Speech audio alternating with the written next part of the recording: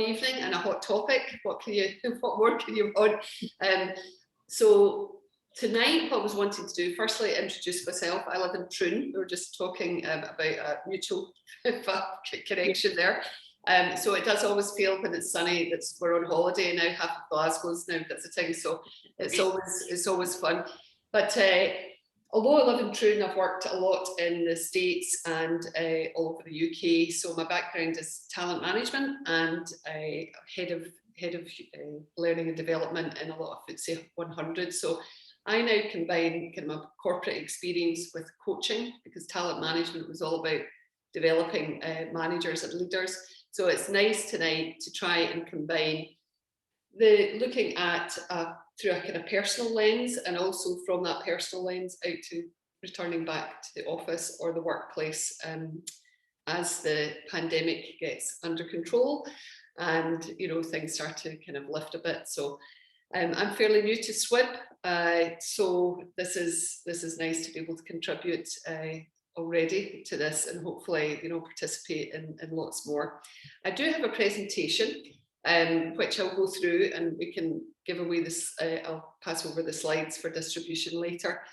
And I want to make the slides more as thought-provoking.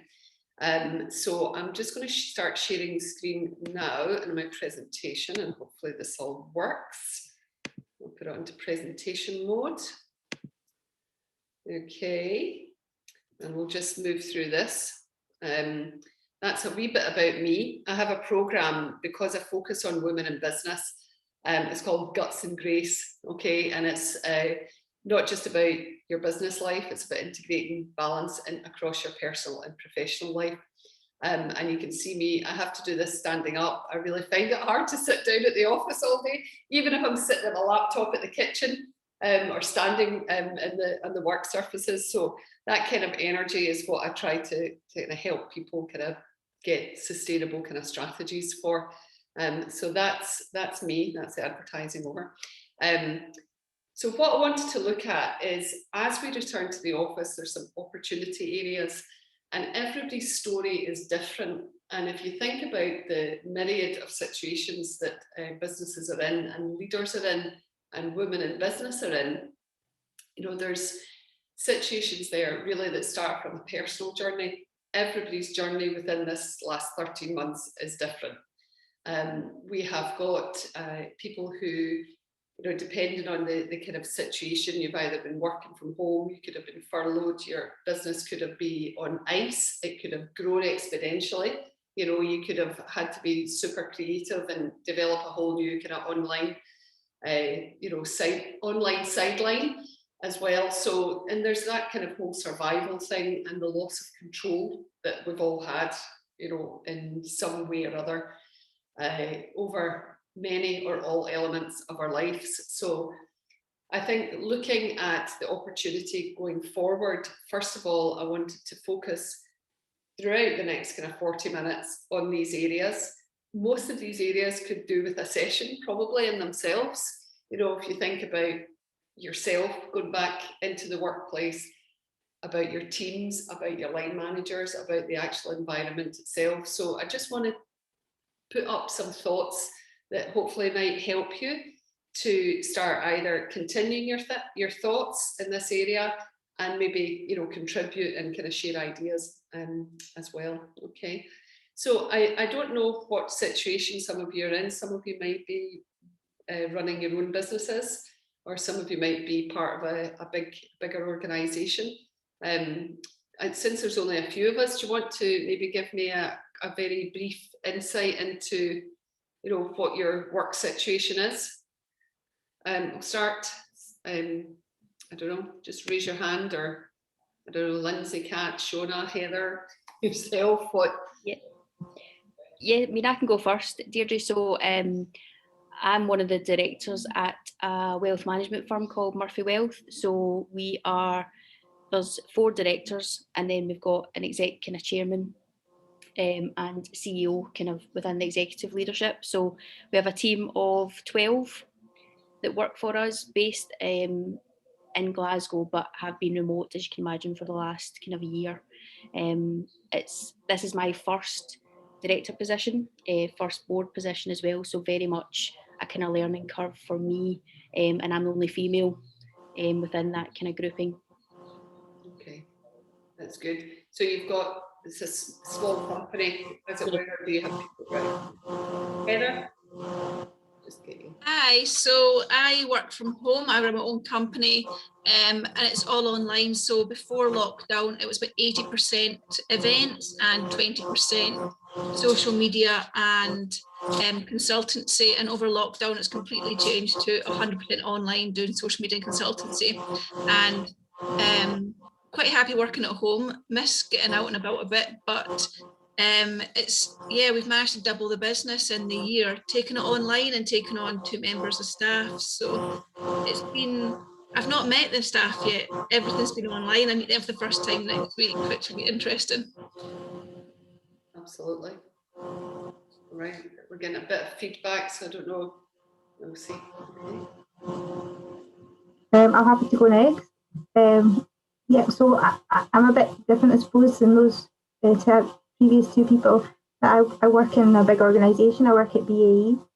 I'm a finance manager there, so I lead a small team there. We have been working from home since March last year. I haven't set foot back in the place, although a lot of people have. So it's been a bit of a mixed approach to how things work. So obviously our shipbuilder guys out building the ship obviously had to go back. So they have been back for a long time, but the sort of because of finance and support function, we've been able to work from home and have continued to do so. So really just wanting to, from this, to just find out about how I'm going to approach that from myself and my team. I've also hired somebody who's new to my team within the last few weeks who's due to start. So just sort of thinking about that and how you introduce a new team member Awesome. in this kind of environment as well. Mm-hmm. Very true. Yeah, BAE. I used to work there. I used to work at. Oh, really? Yes, at one of my. I worked for cars, planes, and electricity, but planes were Prestwick. Yeah. Yeah. Kat or Lindsay, do you want to? You don't have to, but if you want to share just your business. No. No, it's okay. I'll go next. Sorry, my camera's not on. I'm actually in the process of moving. So I'm packing up, and the place is an absolute bomb site. So that's why my camera's off. I work at the University of Glasgow in the business school, and I'm not in the decision process about getting staff back on campus, but obviously I'm part of a smaller team.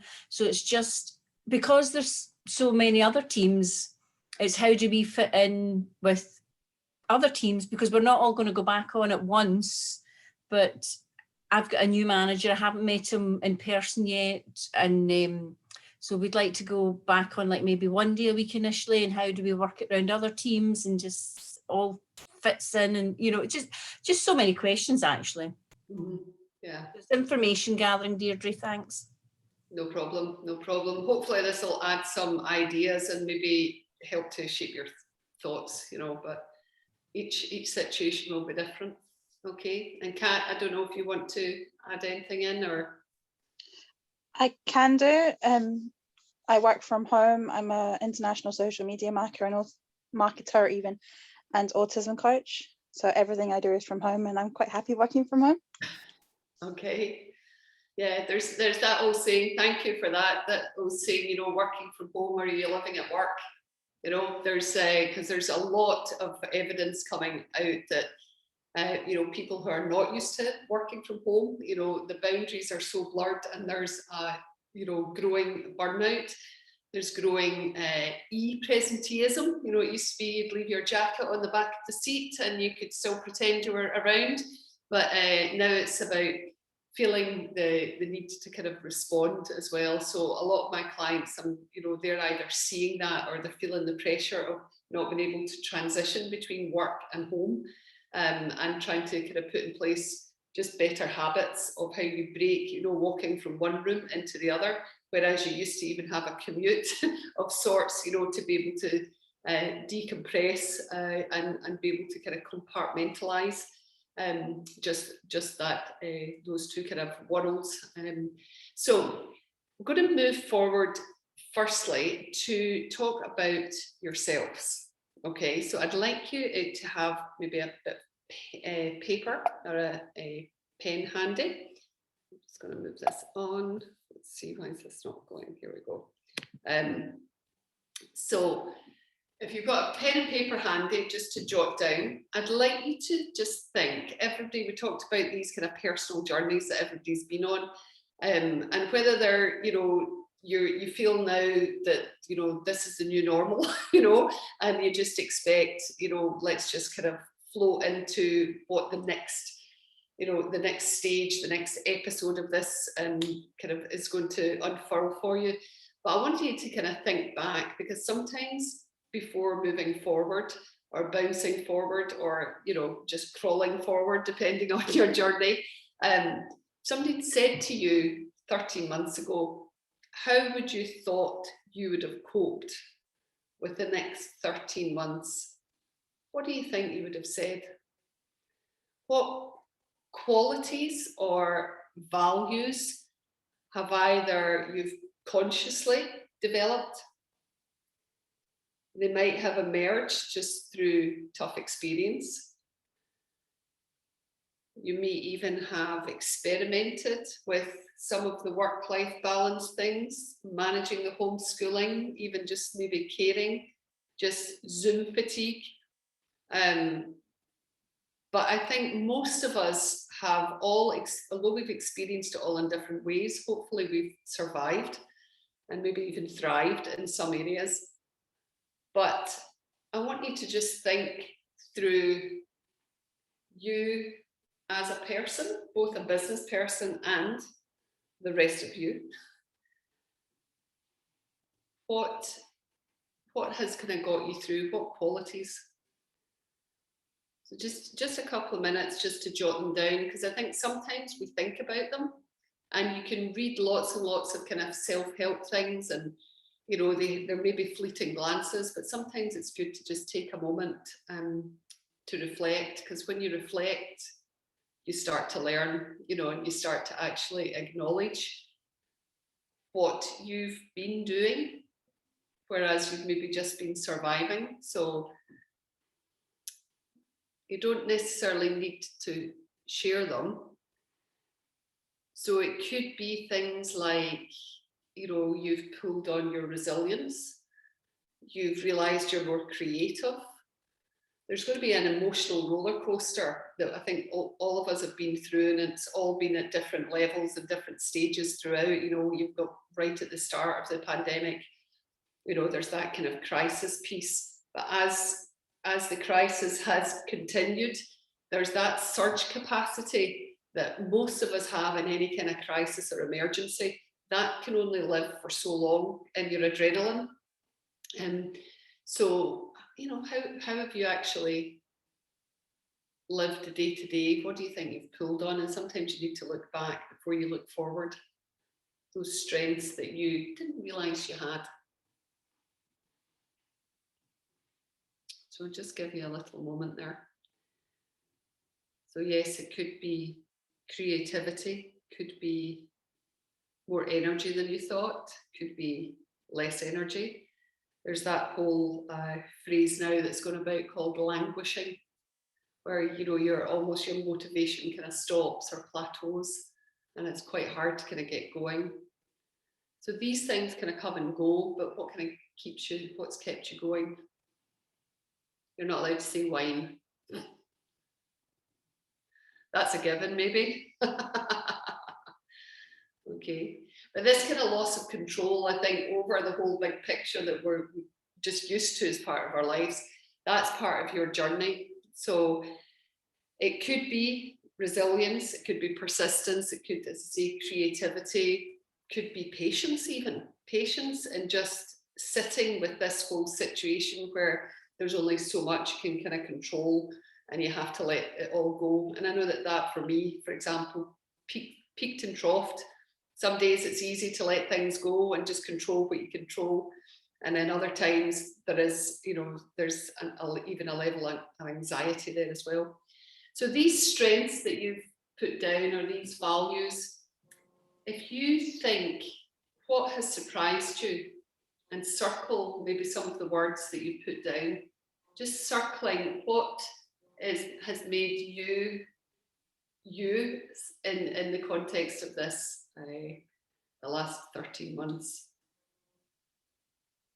We've all been negotiating it in our own ways, but these things that you've kind of jotted down, these are what you would call your signature strengths. And some of them might surprise you. It might not be what you thought would get you through has got you through. So, and possibly Zoom fatigue is not one of them. Okay, anything you want to kind of share there, or anything that surprises you about how you've managed to kind of almost pull from within to kind of get through the last 13 months? Deirdre, I'm happy to kind of share. I've done a wee bit of reflection just over like what we've been through and a couple of talks that we've held via SWIB, just in terms of what we've been through, and giving ourselves permission just to take that time to reflect and to kind of learn as well. And one of the things that really quite caught me off guard, and it's probably a bit in the same theme as what Heather shared there in the chat, that when I'm working during the week, homeschooling, everything that was happening, I was actually finding when it got to the weekend, and this had never happened before, I was struggling to be not doing anything, if that makes sense. But I never had that before when I worked Monday to Friday before pandemic. And it was almost like I kind of lost my way a wee bit at the weekend, and if I wasn't working or doing extra, I didn't really know what to do. And it was the weirdest thing, because, as I say, I wasn't like that before the pandemic, and I had to spend a lot of time. I needed the downtime. I needed to not be working all the time, to take time for me, because then I could be the best person to be out with my daughter and to just spend that family time together. But that took a bit of time, and it took a bit of perseverance and just making sure that I was listening to my body when it was like exhausted and physically couldn't do any more. So for me, the resilience and the kind of structure I've always got in my approach, and that's one of my kind of strengths, I did find that the pandemic kind of threw up a wobbler a wee bit for me in those areas, and I really had to kind of just find myself again a wee bit. Mm-hmm. And that's definitely, unsurprising, because there's, depending if and you imagine those people who maybe been furloughed. Yeah. And just the ongoingness of that. I know quite a few people who are in occupations like in travel, airlines, who you would never have thought, would have been in the situation they're in. So, there's that kind of dichotomy between a lot of structure, a lot of busyness, yep, and then, just this vastness of time as well. Cool, thank you. Thanks for sharing.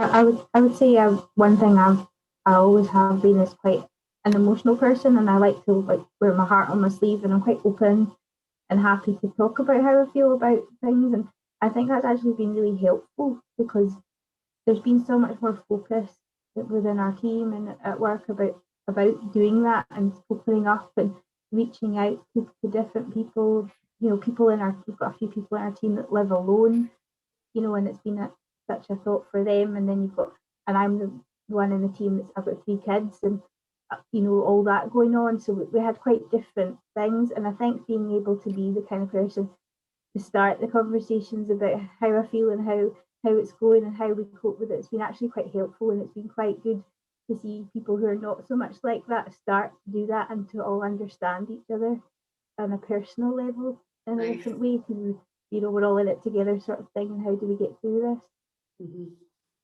No, that's definitely good to know. And I think sometimes, I know you've done some other sessions where there's a bit of personal reflection, and I think definitely there's a bit of a roller coaster, and the stages change as the pandemic changes.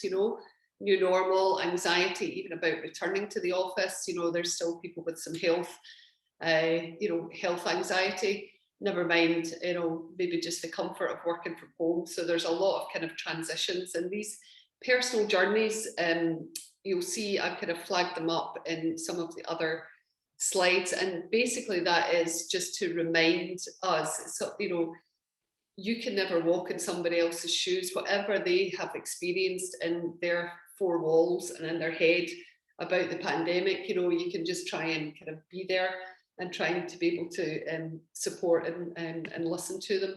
So if we flip it more into the workplace and what you're bringing, those signature strengths into the workplace, and the resilience and just the reflection, there's a lot at the moment in studies and reports about what are workplaces for, what's the office for, and I think the need for that, those kind of human moments, are definitely still there. So whether it's you've got, like Heather, a couple of people that you haven't actually ever met in real life, it's time to maybe meet in the park and have a coffee or something. The key things that have come up, I've looked at some reports and spoken to some people. There's a good report called Flex Appeal as part of the CIPD, Sir Robert McAlpine survey, and also the Harvard Business Review are doing a lot of stuff, as well as EY. And I can certainly put links in if you want to have a look at these. But of course, it's coming up. There's lots of new jargon, to embrace, like flexible working, virtual and flexible. Okay, so you always get new business acronyms coming through. But what's kind of coming through is, there is the need for that kind of human moments, but you've got the opportunity now to say, well, when are they going to be? Because those in-person kind of points need to be about like the nuances of the job.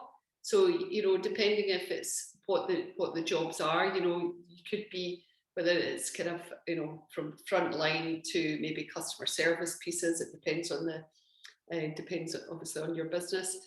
But here are some of the pieces on the slide that have come up kind of time and time again.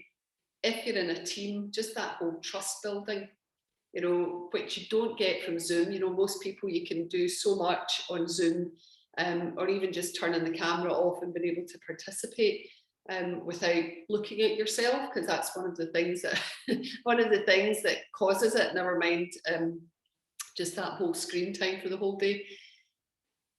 Workplaces as well, if you think about them, they are what they call social anchors. So any rituals, whether it's coffee, going for a walk at lunchtime, whatever, a lot of the innovation and creativity comes from those kind of interactions that are less formal. And moving forward, a lot of companies are looking at the workplace as something, yes, that will be rotated, but also looking at things like projects. How do you manage projects? In the Harvard Business Review, they've done a lot of work in bigger companies where there's been project teams, and some of the projects where they've brought people back into the workplace, if that project, the people in the project haven't actually been in the same place at the same time, there's been a lot of research showing that projects end up sliding. So as well as looking at workplaces for regular work, if you've got cross teams working on different things, which a lot of companies and businesses do have, you need to just watch out for that extra layer of interaction, so that if you've got a particularly kind of special project to come in, that's it doesn't fall behind.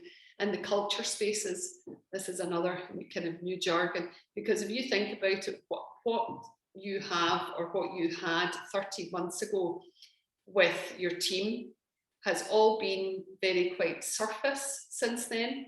On Zoom, you can pretend to have like, coffee times, and you can this and that. And as we know, that worked for a while, but it's kind of tailed off. It's kind of like the homeschooling, the participation kind of and the enthusiasm, kind of tails off, because it's good to have a level of kind of the human and real life stuff. So these were the three things in terms of thinking about redesigning how you interact with people. Just think about how do you get on board new people. There's lots of people who've started jobs you know, and have never actually met any of their colleagues apart from online. So how do you start to do that? Well, maybe it's about picking key people that they can meet, you know, but people that the line manager thinks, you know, they know what the culture is. But that line manager also needs to have a conversation with their boss, or, you know, the team. You know, what do we stand for now as we move into this new phase? What's the next phase?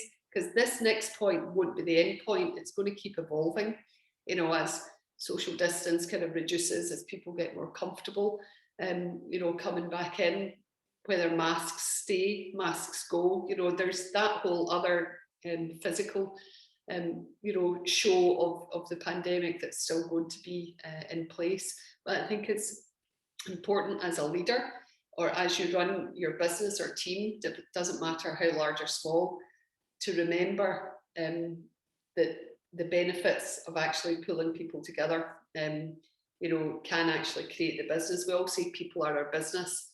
Well, if people are your business, doesn't matter how tech heavy your business is, it's run by people. You know, it's about, you know, what about your customers?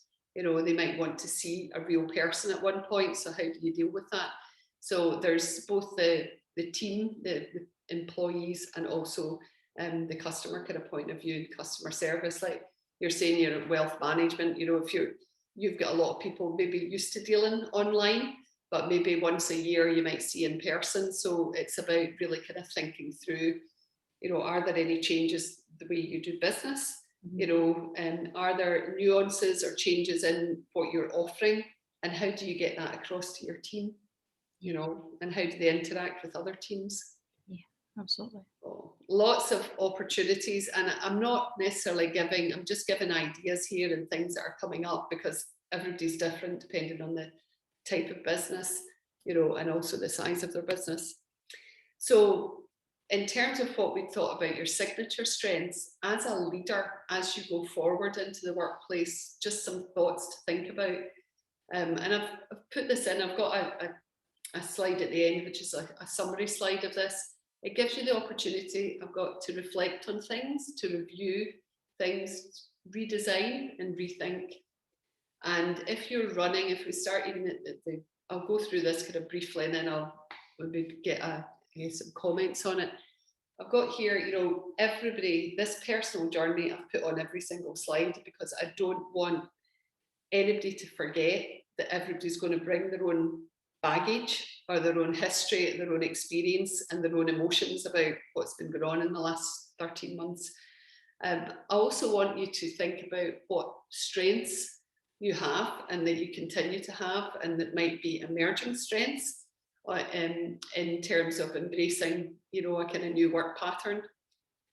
Also, what's important for resilience, and I do a lot of this with the guts and grace, is about what habits you have. You know, you've got a chance now to just have a wee look at maybe how you've settled into, you know, over the last 13 months. Is it healthy? You know, are you taking care of yourself? So you've actually got the resilience and the stamina to get through this for the long game. Different habits, it could be, you know, in terms of how you speak to people, and boundaries in terms of setting boundaries. So there's about role modeling good habits, developing good habits, but also in terms of boundaries, don't let people maybe be online too long, you know, but you have to role model a lot of that behavior. And it is stuff that you've heard before, but it's quite critical now as you kind of move into that new opportunity that you can actually refresh that. I've also put here about reviewing, and Shona, you mentioned kind of about this, you know, being able to talk about how you feel, and we call that kind of emotional literacy. You know, there's a lot of people who cannot, you know, work is work, and we didn't really kind of talk about how you're feeling. Well, a lot of the research now is saying about putting wellness at the front of the schedule. You know, the top of the discussion, you know, just being able to check in with people. But those also have to have boundaries, because you can't take on everybody's issues. So you've got to, in terms of time, in terms of the way you deal with people, and also the type of activities that you do, a chance to kind of reflect on that. and a chance to your ability to kind of notice, do you talk about emotions? It doesn't have to be too touchy-feely, but it's just taking the time to check in with people, especially as they emerge. They might be more nervous than you think. Don't assume, just ask, and be able to kind of support people as well. I've put here about a working situation, and you talked about being back in the office as well, but as a leader, if you are meeting up, it's about making sure that it's, when I say working situation, it's, where are you sitting in the office? Don't go back and hide away, maybe in your office, maybe sit out with people if they're only in once a week, and make the opportunity for those kind of informal human moments, even at a distance, to emerge, because that's where the kind of quality of teamwork really kind of rises to the surface. So and then I put in wellness schedule. I'm big on wellness. Are you taking care of yourself? Do you at least have one big glass of water with each cup of coffee that you have every day? Are you taking a break from the screen? Again, just think through. Sometimes you think, oh, I can do that later, but then you realize that these things are cumulative, and just take a moment to think through, how am I role modeling, not just for me, but it could be like your daughter who's in the corner, or mummy's always at the screen, quiet. Well, yet most of the day she has to, they have to be quiet, but there's that, I think sometimes we don't realize how much of a role model we are, whether it's for little people, other people in the team, and even for ourselves. We just kind of continue on, must be getting stuff done. So being able to stand back and actually saying, like, how am I actually coming across here, I think is pretty important.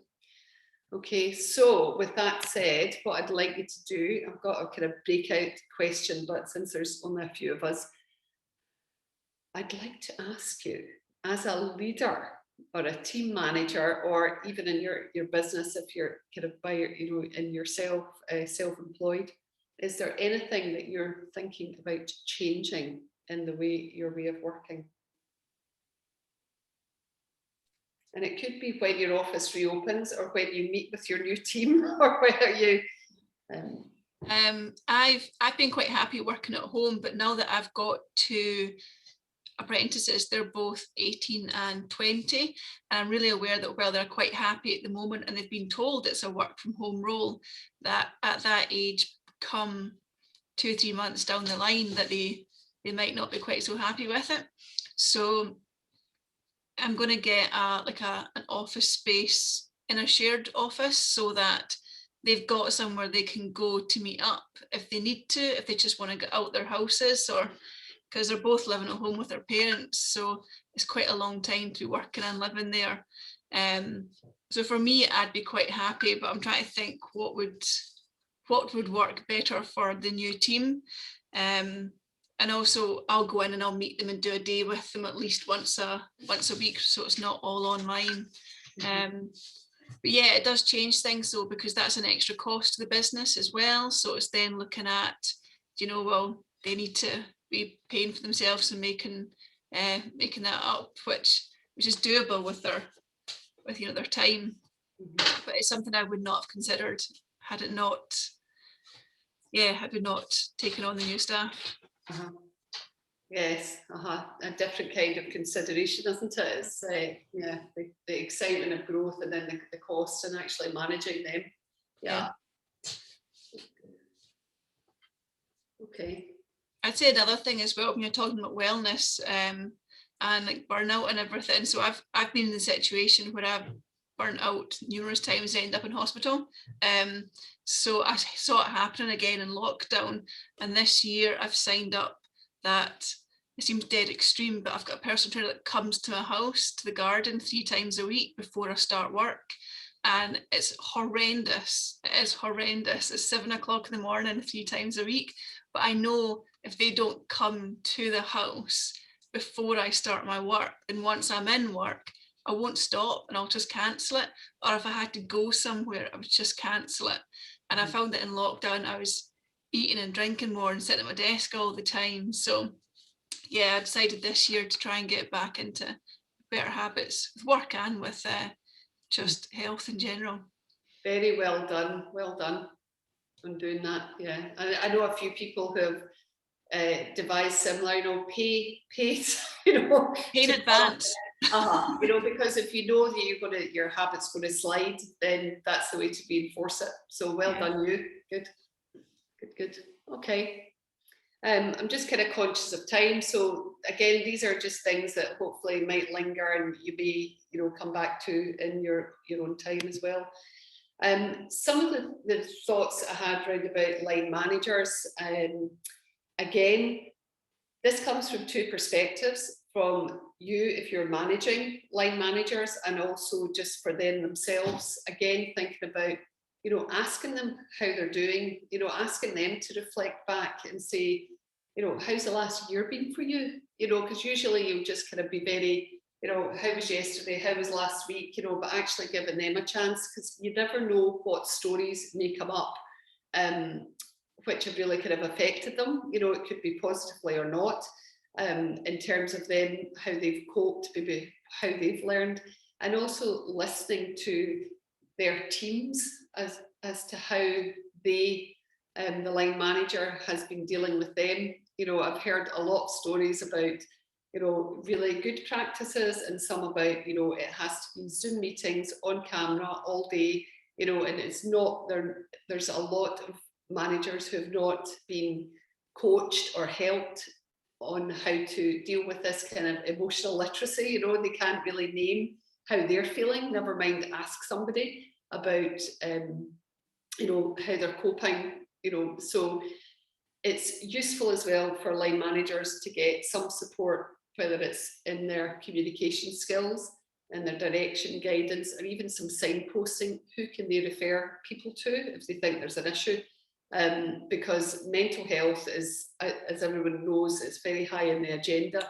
And I think there was one, I've got kind of figures here, we can have 7 in 10 employees in the Flex Appeal survey where, support reported that, they had some type of mental health issues, whether it's just from anxiety through to more serious issues from lockdown, from the pandemic, this whole loss of control, loss of income, how it's affected them. And there's a lot of people obviously staying at home, working from home has not been a healthy thing in many ways. So that's something there. So I've put there, and then about that reviewing, how can they actually support people? Are they equipped? Are you helping them to equip their teams?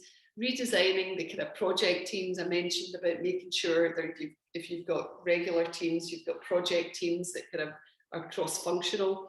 How are the line managers going to deal with people working in this hybrid way? So that's something that I think just needs a lot of kind of communication.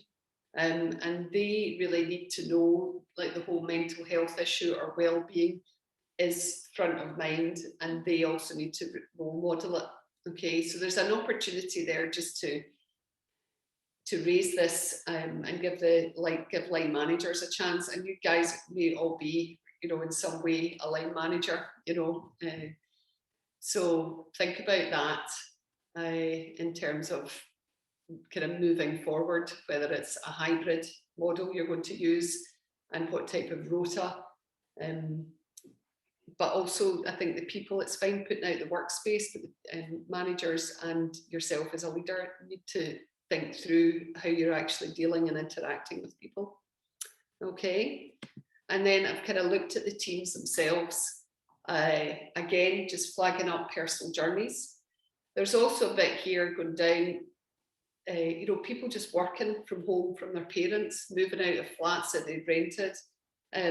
Teams themselves, there's the work patterns, there's the opportunity for people to work flexibly that actually can expand the talent that you can attract, because things, whether it's the gender divide, if people have got flexibility and they're managed on output, not just hours worked, you've got the chance to actually access a much wider pool of people. So therefore, your diversity and your talent pool can increase as well. So that's one of the things I think, both as a leader, you know, you've got a lot of the bigger companies where they might be looking at regional cost of living.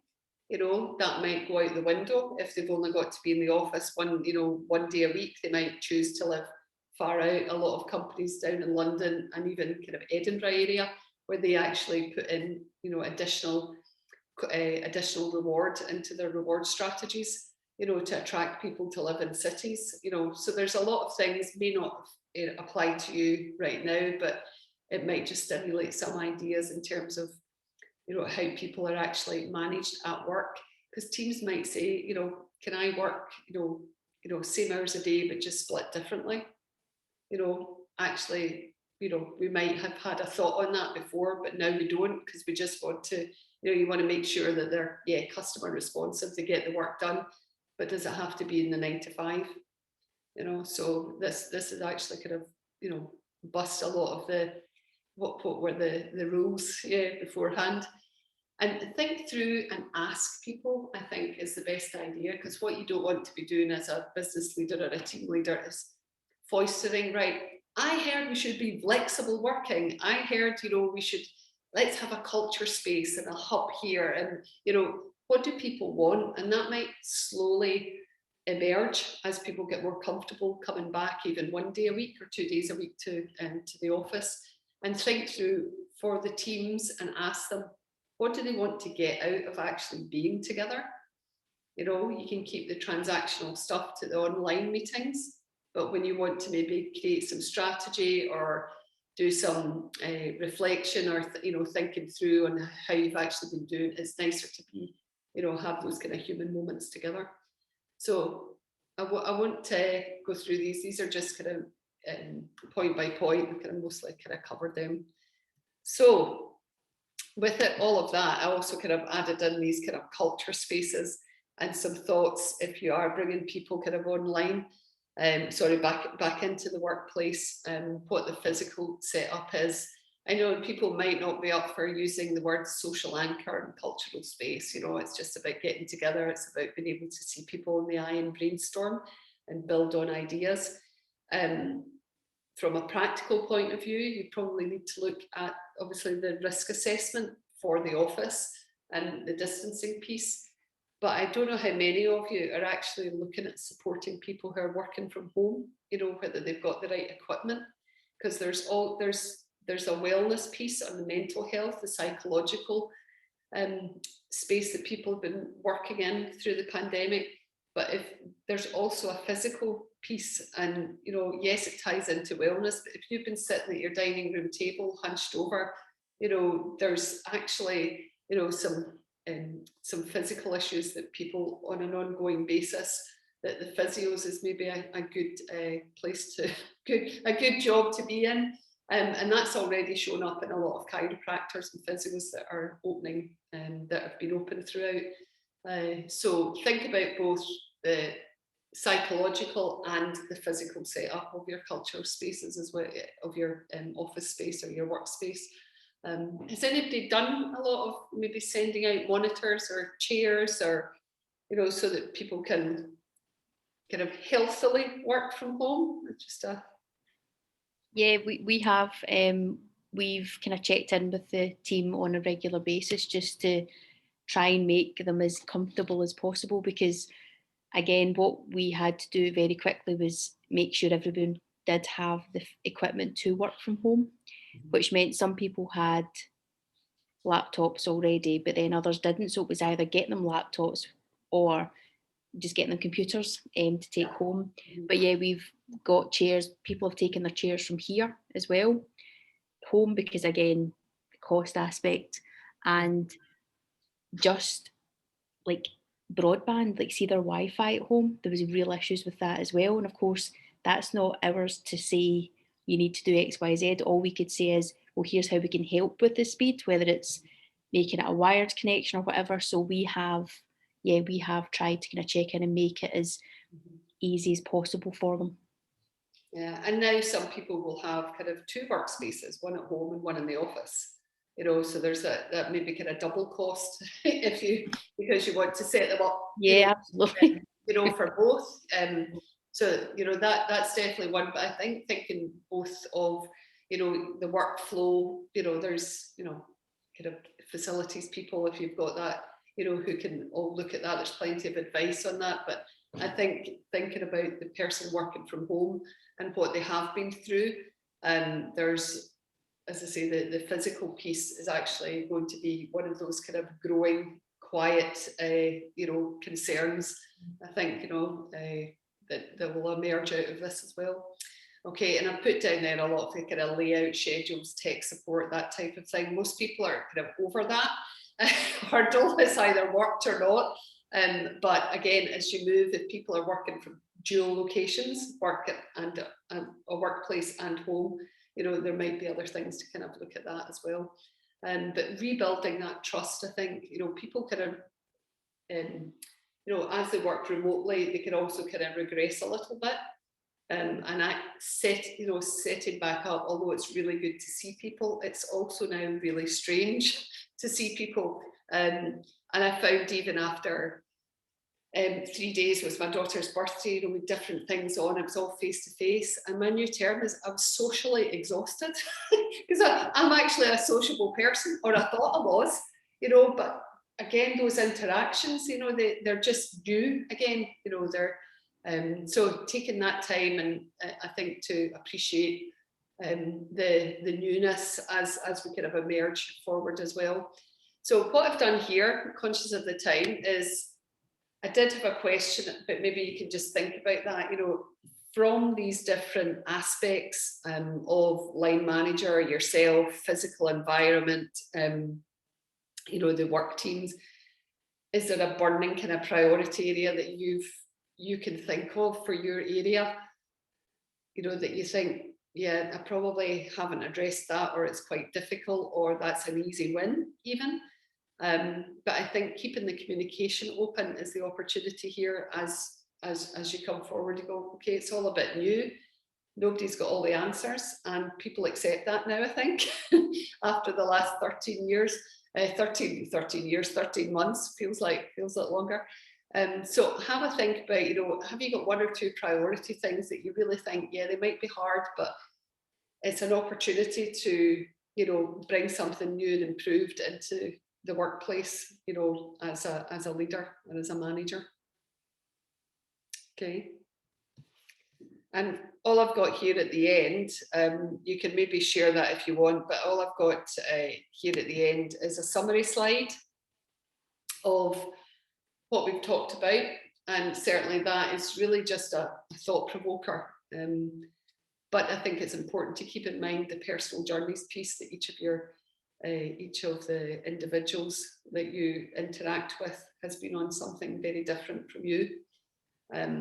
You know, as I say, the camera can lie in terms of people just turning up and doing their job every day. You know, there was always a lot kind of going on behind the camera and behind the person.